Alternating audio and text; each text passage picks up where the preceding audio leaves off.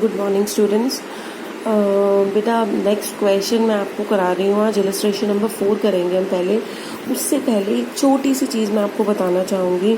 कल हमने जो किया था ट्रेड डिस्काउंट और कैश डिस्काउंट, आई होप आप लोगों को सब क्लियर है, उसमें कोई इशू नहीं है। अब मैं एक छोटी सी चीज़ और बता रही हूँ जिसको आप बोलते हो कंपाउंड एंट्री। कंपाउंड एंट्री होता है जब आप एंट्री को एक साथ इकट्ठा करते हो। अब आप इकट्ठा कैसे करोगे एंट्री को? कंपाउंड एग्जांपल से बताती हूँ। ऐसा होता है ना, जब हम जनरल एंट्री पास करते हैं तो एक चीज़ को डेबिट कर रहे हैं और एक चीज़ को आप क्रेडिट कर देते हो। ऐसा ही होता है ना जनरल एंट्री में। कंपाउंड एंट्री में क्या होता है कि या तो केस हो सकता है कि दो चीज़ों को डेबिट कर रहे हो और एक को क्रेडिट करो।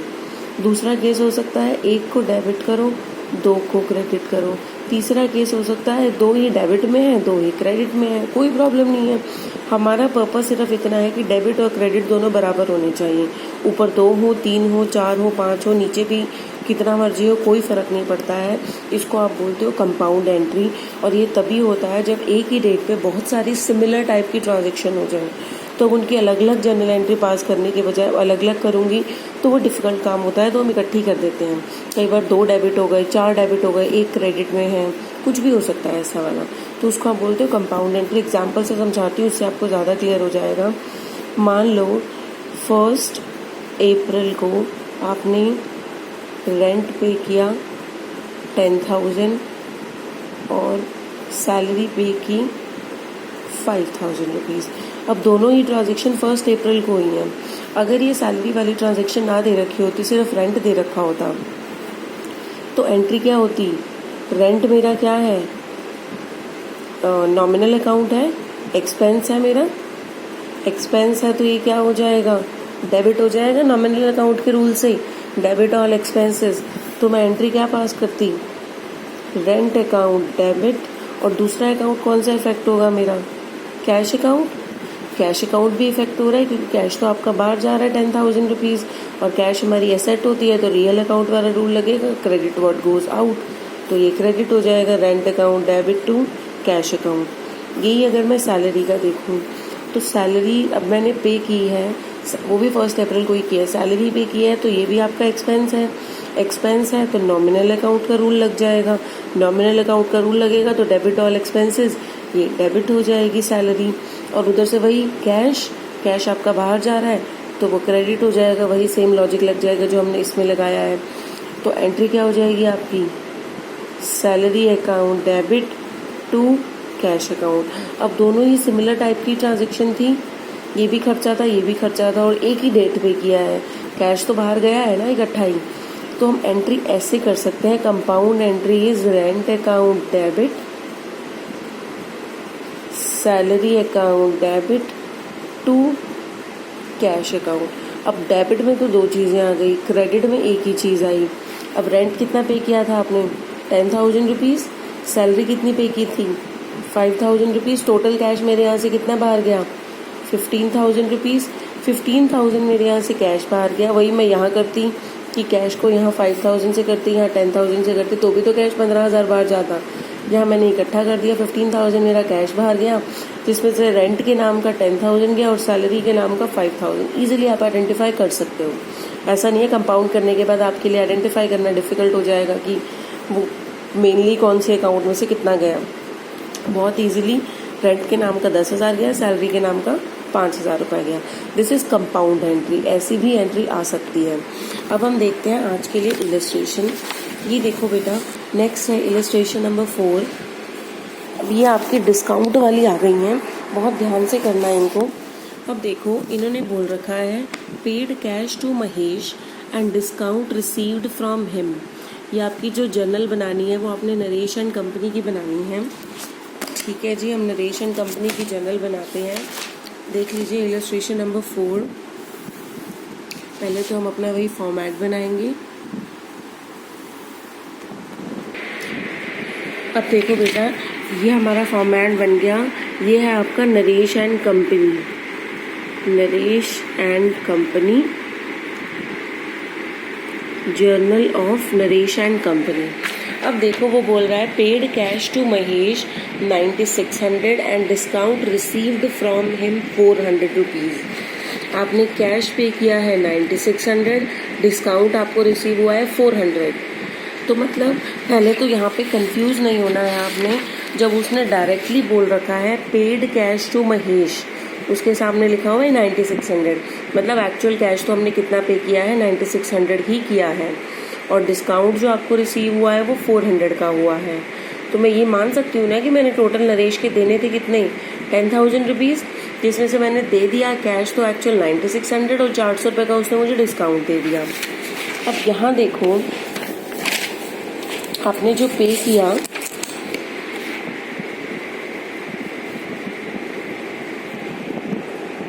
महेश को आपने कैश पे किया,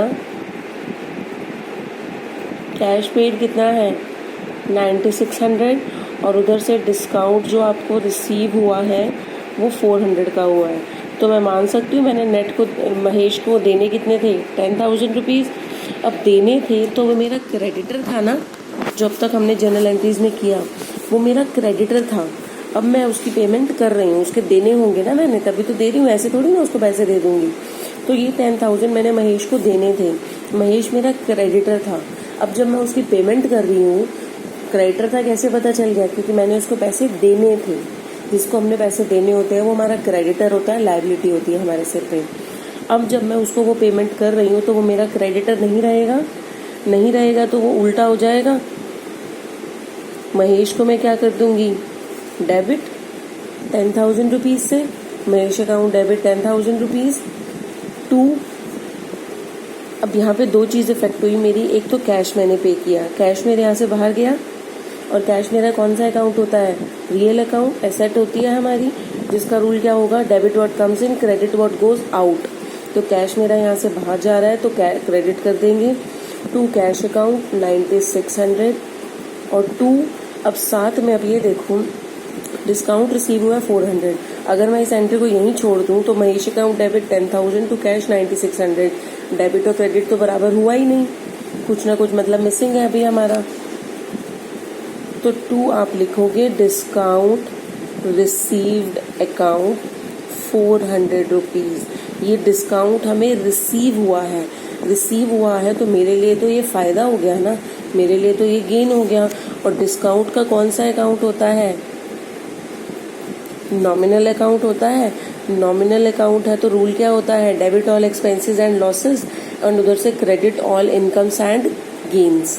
तो ये हमारे लिए गेन हो गया, तो इसीलिए मैंने इसको क्रेडिट कर दिया टू डिस्काउंट रिसीव्ड कितने से, 400 से। तो ये कर दिया आपने, इसको हम अपने उसमें रिकॉर्ड कर लेंगे। ये है आपकी जून 1 की एंट्री, जहाँ पे आपने किया है महेश अकाउंट डेबिट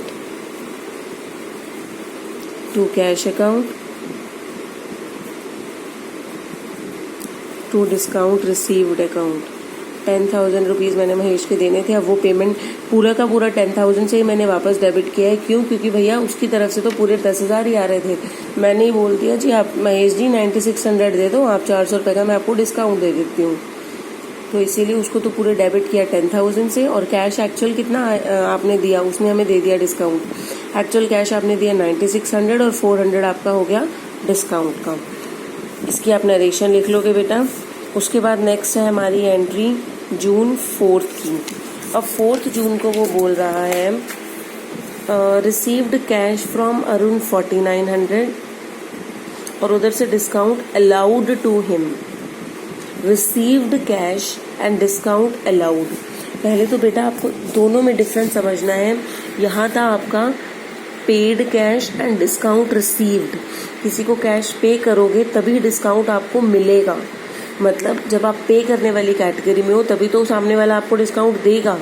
और जब आप लेने वाली कैटेगरी में हो और आपको कैश रिसीव हो रहा है, उस केस में आप डिस्काउंट देने की कंडीशन में होते हो, लेने नहीं है उस टाइम पे, पैसा आप ले रहे हो और डिस्काउंट आप अलाउ कर रहे हो।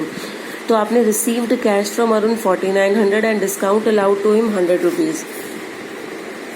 अब देखो रिसीव्ड कैश फ्रॉम अरुण, कितना कैश रिसीव हुआ है 4900, और उधर से जो डिस्काउंट आपने अलाउ किया है वो 100 रुपीज़ का किया है। तो टोटल मैं ये मान सकती हूँ कि 5,000 रुपीज़ अरुण ने मुझे देने थे। तभी तो वो मुझे दे रहा है, ऐसे थोड़ी अब चलते फिरते पैसे दे जाएगा मुझे। 5000 रुपीज़ उसने मुझे देने थे, तो वो मेरा क्या था, डेटर था। मतलब क्या, वो डेबिट हुआ था, लेकिन अब वो मुझे पेमेंट कर रहा है। तो अरुण को तो मैं कर दूंगी रिवर्स एंट्री टू अरुण, भैया जी आप तो हो जाओ क्रेडिट 5000 से। आपकी तरफ से तो आ गया हिसाब किताब 5000 एक्चुअल, लेकिन कैश मेरे पास कितना आया 4900। तो कैश हो जाएगा मेरा debit, debit what comes in 4900। और उधर से डिस्काउंट आपने अलाउ किया है बेटा, डिस्काउंट रिसीव और डिस्काउंट अलाउड, ये दोनों में डिफरेंस समझना है। Discount received is a gain for you, क्योंकि जब आप पैसे देने लगे तो आपको कम पैसे देने पड़े, तो आपके लिए तो फायदा हो गया। तो वो होता है credit, credit all incomes and gains. And when you are allowing the discount, जहाँ आपको मिलने थे 5000, आपने बोला भैया 100 रुपये कम दे दूँ, तो आपने सामने वाले को डिस्काउंट दे दिया, आपने अलाउ किया तो वो आपके लिए तो एक तरह से लॉस ही हुआ ना। जहाँ 5000 आने थे आपके पास 4900 आ रहे हैं, तो रूल लगेगा आपका debit all income expenses and losses. तो यहाँ पे discount allowed account debit 100 rupees हो गया, डेबिट और क्रेडिट दोनों बराबर। एंट्री कैसे हो जाएगी इसकी, कैश अकाउंट डेबिट और उधर से discount allowed account debit to, किससे आया है पैसा, अरुण से आया है 5000 रुपीज़, 4900 और 100 रुपीज़। इसकी नरेशन आपने लिख लेनी है। नेक्स्ट जो आपको दे रखी है, जून 10 की ट्रांजेक्शन दे रखी है, जिसमें वो बोल रहा है गुड सोल्ड टू हरीश। अब यहाँ पे देखो बेटा, मैं बार बार हर एंट्री में वही सेम चीज़ रिपीट करती हूँ, गुड सोल्ड टू हरीश। अगर ये सिंपल होता गुड सोल्ड, तो हम या ये होता good sold on cash, cash में सेल किया तो सीधा ही मान लेते कैश की ट्रांजेक्शन है। अगर वो सिंपली बोलता गुड सोल्ड, खाली गुड सोल्ड, तो उस केस में भी हम एज्यूम करते हैं जब कुछ नहीं कह रखा हो तो वो भी कैश की ट्रांजेक्शन है। कुछ नहीं मतलब कैश भी नहीं बता रखा और साथ में किसी का नाम भी नहीं दे रखा, सिंपल गुड सोल्ड दे रखा है। और एक और केस होता है जहाँ पे वो बोलता good sold to Harish for cash, तो मुझे मतलब नहीं हरीश, सुरेश, नरेश कोई भी हो, कैश में सेल किए तो भैया कैश है तो कैश ये रिकॉर्ड करेंगे हम। अब यहाँ जो चौथा केस है, इन्होंने बोल रखा है good sold to Harish, cash नहीं बोल रखा, पर्सन का नाम दे रखा है, मतलब डेफिनेटली जो ये सेल है वो आपकी क्रेडिट सेल है। हरीश को आपने क्रेडिट में सेल किया है। जब हरीश को आपने क्रेडिट में सेल किया है तो उसको आप रिकॉर्ड कैसे करोगे, एक तो आपका सेल्स अकाउंट इफेक्ट होगा, सेल्स अकाउंट इफेक्ट होगा तो ये तो मेरे लिए क्या हो गया, इनकम होती है, इनकम होती है तो इसको तो हम हमेशा क्या करते हैं, क्रेडिट। बताया था ये पहले भी हम कर चुके हैं, सेल्स अकाउंट हमेशा क्रेडिट होता है। और उसके बाद बदले में कैश तो है नहीं, कैश में तो सेल नहीं किया आपने, हरीश को क्रेडिट में सेल किया है, तो हरीश को मैं यहाँ पे क्या कर दूंगी, हरीश ने बदले में एक प्रॉमिस तो दे दिया ना, डेबिट व्हाट कम्स इन, एक प्रॉमिस आया है, गेट एंड गिव वाला कॉन्सेप्ट याद करो। तो हरीश ने बदले में एक प्रॉमिस दिया है जी मैं पेमेंट आपको उसकी कर दूंगा, तो हरीश अब मेरा क्या बन जाएगा, डेटर बन जाएगा, डेटर बन जाएगा। तो इसलिए मैं उसको डेबिट कर दूंगी कि अब मुझे हरीश से पैसे लेने हैं, और कितने लेने हैं, good sold to Harish 30,000 rupees. तो 30,000 से अब हरीश जो है वो मेरा क्या बन गया, डेटर बन गया। इसको हम यहाँ रिकॉर्ड करते हैं, एंट्री हो जाएगी आपकी Harish account debit to sales account 30,000 rupees. ठीक है बेटा। अगली इन्होंने बोल रखी है हरीश रिटर्न्ड गुड्स। अब हरीश ने गुड्स जो है वो रिटर्न कर दी 2,000 रुपीज़ की। अब ये हमारे लिए क्या हो गया, हरीश को मैंने सेल की थी और वो सेल किया हुआ माल उसने 30,000 का जो मैंने उसको सेल किया था उसमें से 2,000 का उसने मुझे क्या कर दिया, रिटर्न कर दिया। तो अब जहाँ उससे मैंने 30,000 रुपये लेने थे, अब मुझे उससे कितने लेने हैं, 28,000 रुपये। 2,000 का सामान तो उसने रिटर्न कर दिया। अब ये तो चलो बात की बात है कि कितने लेना है, फिलहाल जो उसने रिटर्न किया उसको कैसे रिकॉर्ड करेंगे। बेटा जब सेल्स हमेशा आपकी क्रेडिट होती है तो उसका ऑपोजिट होता है सेल्स का रिटर्न, मतलब जो माल बिका था वो वापस आ गया, तो उसका ऑपोजिट है। तो भैया अगर सेल क्रेडिट है तो सेल रिटर्न आपकी क्या हो जाती है, debit, sale return account debit, to किससे आया है सामान वापस, हरीश से, तो टू हरीश अकाउंट। इसको हम रिकॉर्ड करेंगे। यह है आपकी जून 12 की entry, sale return account debit to Harish account 2000 rupees. अब बेटा एक चीज़ और समझो, हरीश को मैंने डेटर बनाया था 30,000 थे कि जी हरीश से मैंने पैसे लेने हैं 30,000 रुपये। अब बदले में हरीश ने 2,000 की तो गुड्स रिटर्न कर दी, तो मैंने क्या किया, वापस उसको क्रेडिट कर दिया। कितने से, सिर्फ 2,000 से। जो मैंने उसको डेबिट किया हुआ था उसमें से 2,000 जो है वो अब क्रेडिट कर चुकी हूँ, मतलब ख़त्म हो चुका है। डेबिट वाले को अब क्रेडिट कर चुके, मतलब उसका इफेक्ट ख़त्म हो चुका है। तो अब वो मेरा डेटर कितने से बचा हुआ है, नेट 28,000 से। अब नेक्स्ट देखो बेटा, जून 14 received cash from Harish 27,500 in full settlement of his account. अब एक चीज़ नई और आ गई आपकी यहाँ पे, जून 14। अब मैंने आपको बताया था कि हरीश को हमने देने कितने थे, यही बता देती हूँ आपको अलग से। 30,000 की गुड्स आपने सेल की थी, जिसमें से 2,000 की उसने हमें रिटर्न कर दी थी, तो 28,000 हमने उससे लेने थे। हमें उससे कैश मिला है, received cash from Harish 27,500 in full settlement. अभी एक वर्ड आया है फुल सेटलमेंट। फुल सेटलमेंट होता है जी अब चलो हमारी तरफ से पूरे आ गए, मतलब देने तो थे 28,000, दे गए आपको 27,500 कि भैया आप पूरे आ गए, अब इसके बाद मत मांगना। तो मतलब क्या हुआ, मेरे पास आना कितना था 28,000, आया कितना 27,500। पहले तो रिकॉर्ड कर लो जो आया, कैश कितना आया है मेरे पास 27,500, तो कैश को तो मैं कर दूंगी डेबिट 27,500 से। इसको हम कभी भी नहीं छेड़ सकते, जितना एक्चुअल कैश आया या बाहर गया उतना ही रिकॉर्ड करना होता है। Cash account debit 27,500। उसके बाद उसने बोला फुल सेटलमेंट, मतलब उसके बाद जी मैंने आपको कुछ नहीं देना था कितना 28,000। अब भैया हिसाब किताब पूरा ही कर गया, तो हरीश को मैं पूरे 28,000 से क्रेडिट भी कर दूंगी।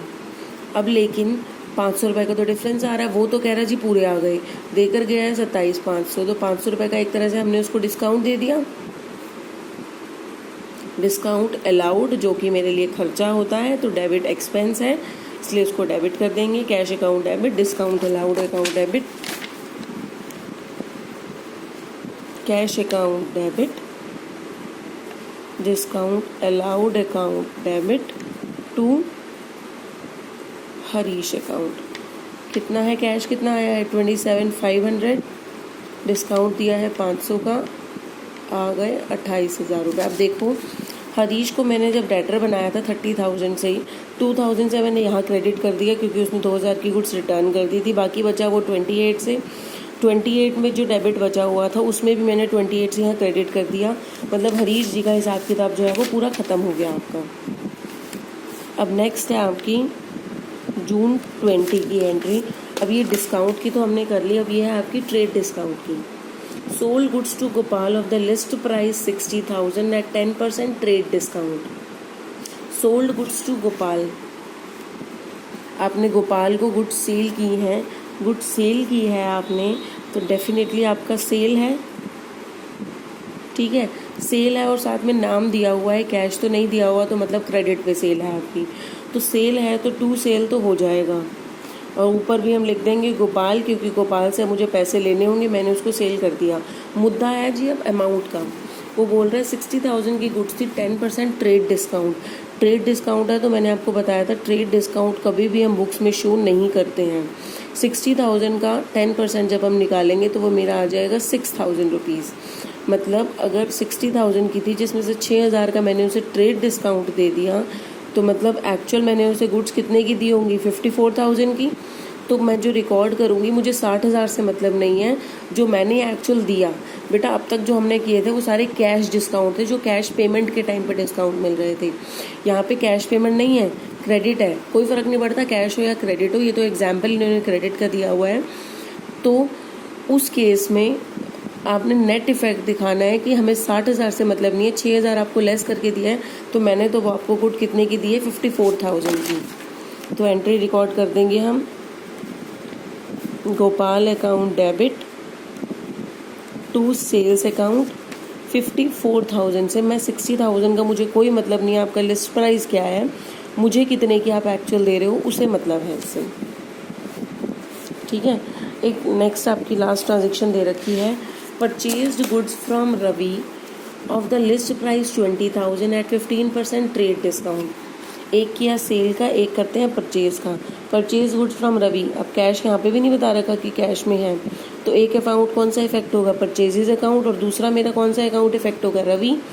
परचेजेज अकाउंट मैंने आपको बताया था कि नॉमिनल अकाउंट होता है जिसको हम हमेशा डेबिट करते हैं। क्यों डेबिट करते हैं, कुछ इसके एक्सेप्शंस भी होते हैं जिसमें परचेज आपका क्रेडिट भी होता है, वो बाद में पढ़ेंगे। फिलहाल के लिए परचेजेज हमेशा क्रेडिट होती हैं। नॉमिनल अकाउंट है, debit all expenses and losses, तो ये मेरे लिए एक्सपेंस हो गया, तो परचेज को मैंने डेबिट कर दिया। टू रवि, मैंने परचेज किया है तो मुझे पैसे देने होंगे, रवि मेरा क्या बन गया, क्रेडिटर बन गया, इसीलिए रवि को मैंने क्या कर दिया, क्रेडिट कर दिया। अब मुद्दा है आपका डिस्काउंट का, 20%, 15% डिस्काउंट 20,000 का। अब निकालना है कि एक्चुअल आपने कितने की खरीदी। 15% जब आपका निकालने लगोगे तो ये आ जाएगा 3,000 रुपीज़। तो मतलब एक्चुअल मैंने गुड्स कितने की खरीदी, 17,000 की। तो जो मैं एंट्री करूँगी वो करूँगी purchases account debit to Ravi account, कितने से, 17,000 से। मुझे मतलब नहीं है कि वो कितने की थी, लिस्ट प्राइस क्या है, भैया एक्चुअल कितने का हुआ ट्रांजेक्शन वो बताओ, क्योंकि ट्रेड डिस्काउंट को हम बुक्स में कभी भी शो नहीं करते हैं, लेकिन कैश डिस्काउंट जो हम अब तक दे रहे थे उसको हम हमेशा शो कर रहे थे। क्लियर है ये, दैट्स इट।